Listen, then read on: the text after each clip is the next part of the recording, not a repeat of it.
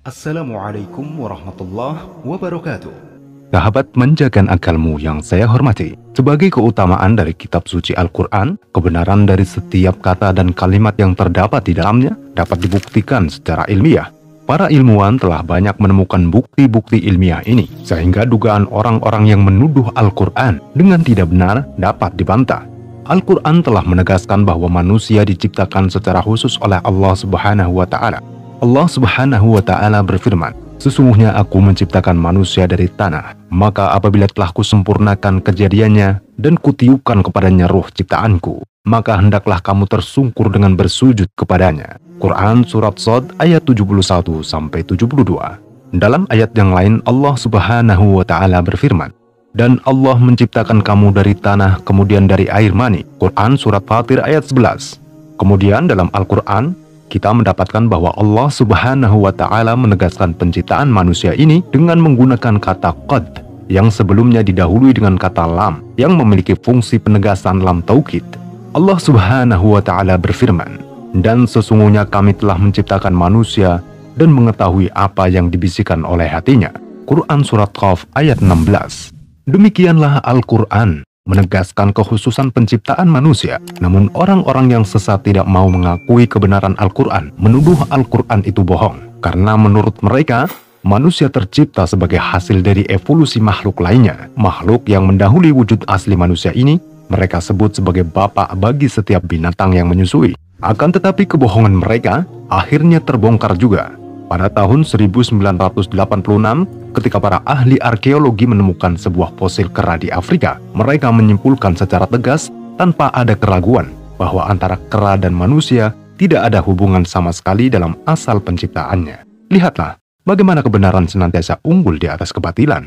Al-Quran sendiri ketika menceritakan tentang penciptaan manusia, petunjuk yang terkandung di dalamnya mengandung kebenaran yang dapat dibuktikan secara ilmiah. Kita perhatikan apa yang dikatakan oleh Al-Quran tentang penciptaan manusia ini. Allah Subhanahu wa Ta'ala berfirman, "Dan dia pula yang menciptakan manusia dari air." Quran Surat Al-Furqan ayat 54. "Dan Allah menciptakan kamu dari tanah, kemudian dari air mani." Quran Surat Fatir ayat 11. "Dan bumi tanah itulah kami menjadikan kamu, dan kepada kami akan mengembalikan kamu pada kali yang pertama." Quran Surat Toha ayat 55.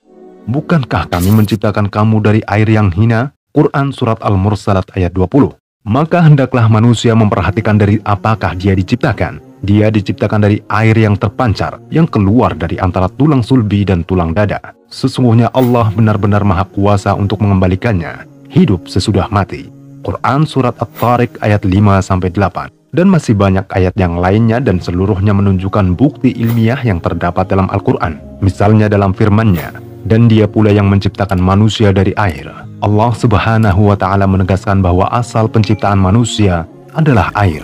Ayat ini sesuai dengan bukti ilmiah yang mengatakan bahwa kira-kira 75% dari berat manusia adalah air. Karenanya air sebagai asal segala sesuatu yang diciptakan merupakan unsur terpenting bagi setiap proses kehidupan. Dalam tubuh manusia, air berfungsi melunakkan bahan makanan yang masuk ke dalam tubuhnya hingga mudah untuk dicerna. Mengamati pembahasan Al-Quran tentang penciptaan manusia, kita mendapatkan sebagian orang yang senantiasa meragukan kebenaran Al-Quran, menentang apa yang telah disampaikan oleh Al-Quran tentang penciptaan manusia ini, yaitu ketika mereka mengatakan bahwa Al-Quran tidak konsisten dalam menyebutkan asal penciptaan manusia. Menurut mereka dalam salah satu ayat yang dikatakan, "Dari bumi tanah itulah kami menjadikan kamu." Sedangkan dalam ayat yang lain disebutkan, "Dan dia pula yang menciptakan manusia dari air." Dan dalam ayat yang lain, "Dan Allah menciptakan kamu dari tanah, kemudian dari air mani."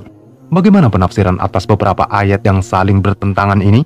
Demikian mereka meragukan kebenaran Al-Quran. Sebelum kita mematahkan argumen mereka, perlu kita ingatkan hal penting berikut ini. Siapapun yang ingin mendapatkan hakikat kebenaran yang menyangkut suatu hal tertentu, maka pertama kali ia harus melepaskan diri dari penilaian subjektifnya. Karena bagaimana mungkin ia akan berdialog secara jujur dan objektif dengan orang lain tentang sesuatu hal yang ia sukai, jika ia tidak mau melepaskan subjektifnya? Tentunya ia akan cenderung membenarkan apa yang disukainya. Kemudian bagaimana ia akan berdialog secara jujur dan objektif tentang suatu hal yang ia benci? Jika ia tidak mau melepaskan subjektifnya, tentunya ia akan cenderung menyalahkan apa yang dibencinya. dan pada realitanya memerhatikan orang-orang yang memusuhi Islam dan menentang isi Al-Quran, kita hanya mendapatkan sedikit dari mereka yang mau melepaskan subjektivitas mereka. Sebaliknya, kita menemukan hati mereka telah dikuasai oleh kedengkian dan kebencian kepada Islam. Kedengkian yang menutupi mata hati mereka, sehingga mereka tidak akan dapat menemukan kebenaran sejati yang mereka idam-idamkan. Namun meskipun demikian, kita lebih siap untuk mendiskusikan hal ini dengan mereka secara ilmiah dan objektif. Memperhatikan Al-Quran melalui ayat-ayatnya yang membicarakan tentang penciptaan manusia, kita akan mendapatkan bahwa ia senantiasa menggunakan kata min yang memiliki arti dari sebagian atau juz'iyah dalam bahasa Arab.